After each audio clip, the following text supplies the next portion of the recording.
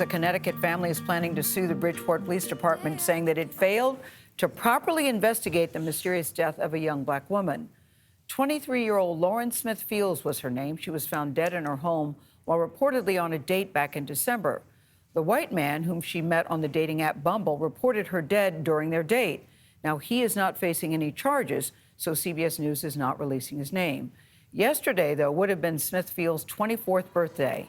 Family, friends, and supporters marched in Bridgeport to celebrate her life and demand answers and justice.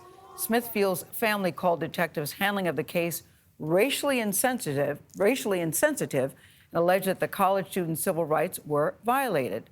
Elise Preston spoke with the family, which is calling for an outside agency to now handle this investigation.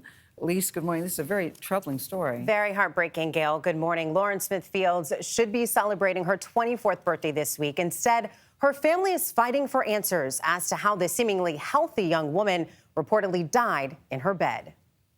Family photos and memories are what Lauren Smith Fields' family is holding on to as they wrestle with her unexpected death. The pain is so unbearable. Chantel Fields says she drove to her daughter's apartment last month after not hearing from her. When I got there was a note on the door saying, if you're looking for Lauren, call this number. The family says a detective told them Smith Fields had been declared dead about a day and a half earlier, and no one reached out to tell them. He said that she met some guy on Bumble that night.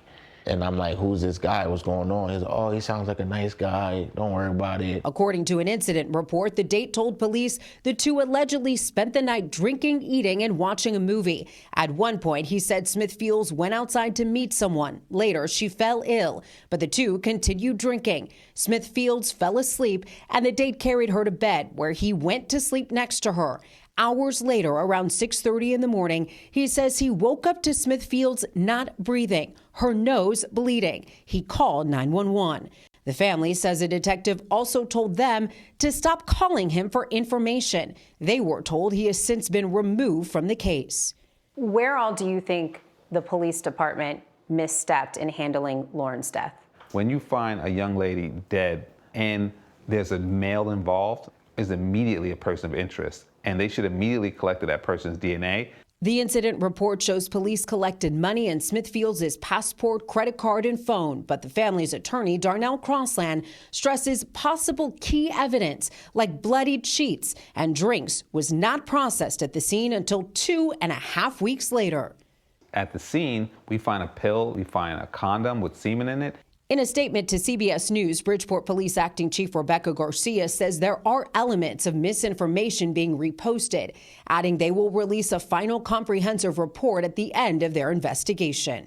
People know that black women, black girls have been going missing and haven't gotten any attention, and I think is at a boiling point. We're just asking for process. That's it. Treat these cases like you would treat any others. To lose Lauren in this way, how does that make you feel? A part of my soul died. I would never be the same again. I don't even know how to even move from the next day to the next minute. I'm literally dead inside.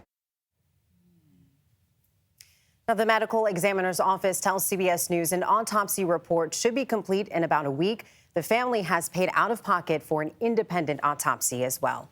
Elise, I see why the family has so many questions. You know, black or white, a man is found with your daughter and just says, she just fell asleep and I woke up and she was dead, and the police say, oh, he's a nice guy. Oh, that makes no sense to me. It's so heartbreaking. And for them to not know, the mom said that she hadn't heard from her daughter. She goes to the door and there's a note. If you're looking for Lauren, call this number. And the number was to the police department. Yeah. There was no effort to find the family or track down the family? According to the family, that they did not hear from the police. They also said that they waited outside the house for 5 hours for police to arrive, and they never showed up. It's devastating. It is devastating. I hope they get the answers that they need. Elise, thank you so much. Thank you. Very nice to meet you. Sorry Definitely. under these Glad to have you at the circumstances. studio. Nice to have you at the table. Thanks for having me.